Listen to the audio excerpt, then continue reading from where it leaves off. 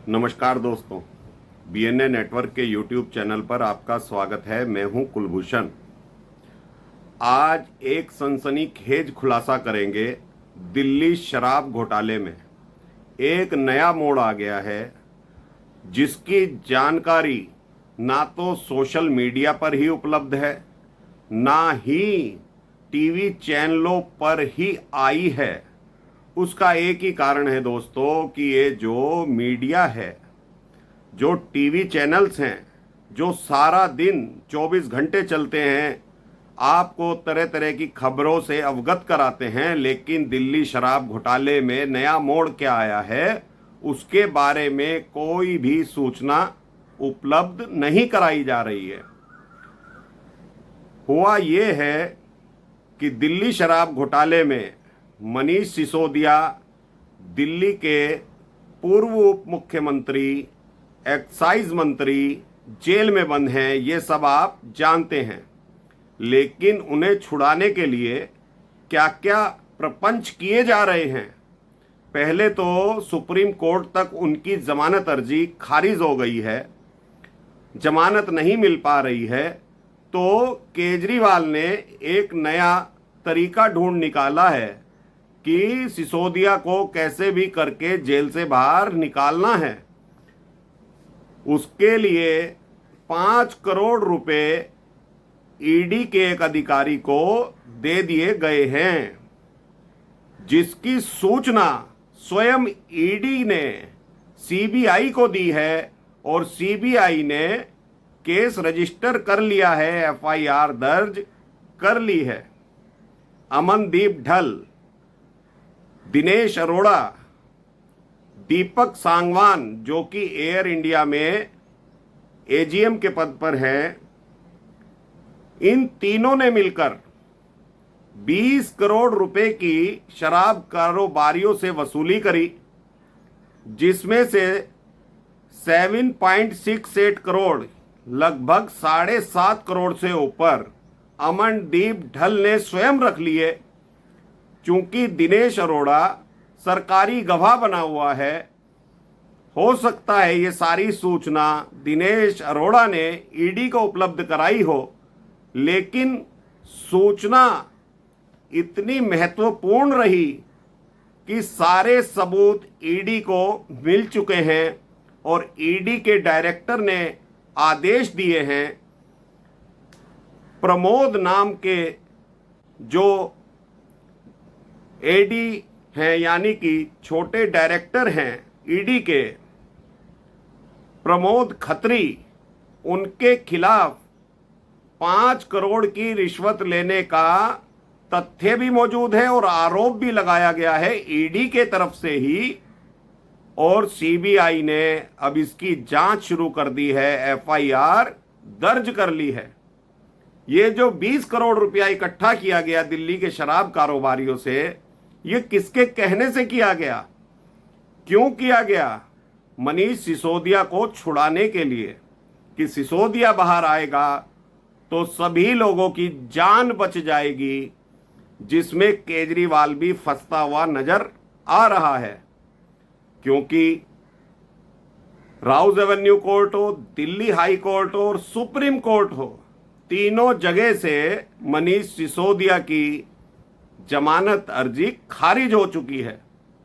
तो केजरीवाल ने ये नया तरीका ढूंढ निकाला कि ईडी के अधिकारियों को लोगों से मिलवाकर, जिसमें अमनदीप ढल ने अप्रोच करी प्रमोद खत्री से, और 5 करोड़ रुपए प्रमोद खत्री को दिए गए। संजय मिश्रा जो कि ईडी के डायरेक्टर हैं, जिसको कि अरविंद केजरीवाल के साथ साथ पूरा विपक्ष हटाना चाहता था अपने पद से, बार बार गुहार लगाई गई सुप्रीम कोर्ट से कि संजय मिश्रा का कार्यकाल पूर्ण हो चुका है, लेकिन मोदी सरकार ने भी दांव पेच चलते हुए संजय मिश्रा को अभी तक ईडी डायरेक्टर के पद पर बनाए रखा हुआ है। 15 सितंबर को उनका कार्यकाल खत्म हो रहा है, लेकिन इसके बाद स्पेशल इन्वेस्टिगेशन ऑफिसर के रूप में शायद उनको पद का सृजन करके उस पद को भर दिया जाए संजय मिश्रा से, क्योंकि संजय मिश्रा ना तो प्रेशराइज्ड होते हैं ना ही घूसखोरी करते हैं। मोदी सरकार का उन पर इतना विश्वास है कि इस अधिकारी को बार बार बनाए रखा गया है ईडी के पद पर, कि ऐसे लोग जो भ्रष्टाचारी हैं, ये तो अरविंद केजरीवाल छोटी मोटी भ्रष्टाचारी कर रहा है, लेकिन इसके हर विभाग में घोटाला है। बड़े बड़े घोटालों की जांच कर रहे संजय मिश्रा इसीलिए ईडी के पद पर बने हुए हैं और तीखी नजरें रखे हुए हैं अपने अधिकारियों पर ही। आप ये जानकर किस तरह से हैरान होंगे कि जिस डिपार्टमेंट का अधिकारी जांच कर रहा है और वही अधिकारी घूस भी लेता है और वही डिपार्टमेंट उस अधिकारी के खिलाफ एफआईआर भी करवाता है। इसे कहते हैं संजय मिश्रा की ईडी। तो ऐसे भ्रष्टाचारियों पर नकेल कसने के लिए ही मोदी सरकार चाह रही थी कि संजय मिश्रा कुछ टाइम तक और बने रहें ईडी के पद पर। लेकिन ये जो कट्टर ईमानदार हैं, भगत सिंह के अनुयायी बनते हैं, कट्टर ईमानदारी का ढोल पीटते हैं, पहले तो कहते हैं दिल्ली में शराब घोटाला ही नहीं हुआ, लेकिन जब देख लिया कि सुप्रीम कोर्ट तक भी सिसोदिया को जमानत नहीं मिल रही है, तो अमनदीप ढल को लगाया गया, दीपक सांगवान को लगाया गया, क्योंकि दीपक सांगवान भी आम आदमी पार्टी का कार्यकर्ता है और पद पर रहा है।